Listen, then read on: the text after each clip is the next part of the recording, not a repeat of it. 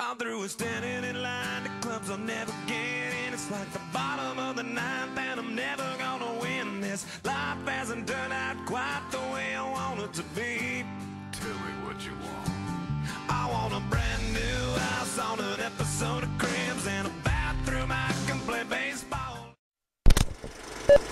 Bonjour à toutes et à tous, il va être question aujourd'hui pour ce nouvel épisode d'Auto-Jeu Critique, le fantôme de Canterville, réalisé par Yann Samuel avec Audrey Fleurot, Michael Youn, Michel Larocque et j'en passe.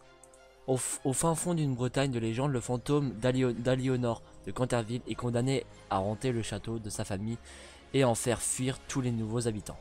Elle remplit cette mission à merveille, aide à Guilherme, son fidèle serviteur, mais lorsque les Otis, une famille fuyant la vie parisienne, achète le château, Aliénor se désole car elle n'arrive pas à effrayer cette tribu. Alors donc ce film, c'est un film que personnellement j'avais pas trop envie d'aller voir, parce qu'après avoir vu un des anciens films de Michael Youn, Fatal, qui était bon mais sans plus, je me demandais ce que ça allait donner le fantôme de Canterville.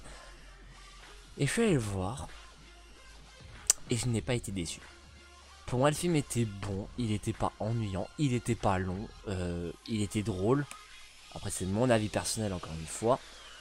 Je trouve que le réalisateur Yann Samuel nous a donné pas un chef d'œuvre mais un bon film.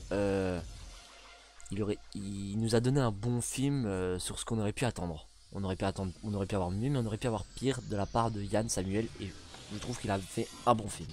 Alors Yann Samuel, c'est lui qui était à la réalisation de La Guerre des Boutons, L'Âge a raison, Fantôme et compagnie, et j'en passe.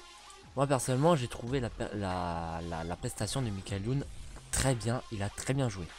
Ainsi que Audrey Fleurot nous a donné aussi une bonne prestation de son personnage plutôt, qui était très bien joué. Franchement ce film je ne peux que vous le recommander, il est très bien radé, un bon divertissement familial à le regarder. Après c'est que mon avis personnel.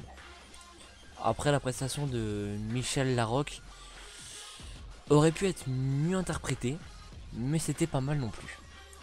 Ensuite on a Lionel Astier, ainsi que Mathilde Daff et Julien Frison, je crois que c'est ça, bref, ils ont également très bien joué, rien à redire.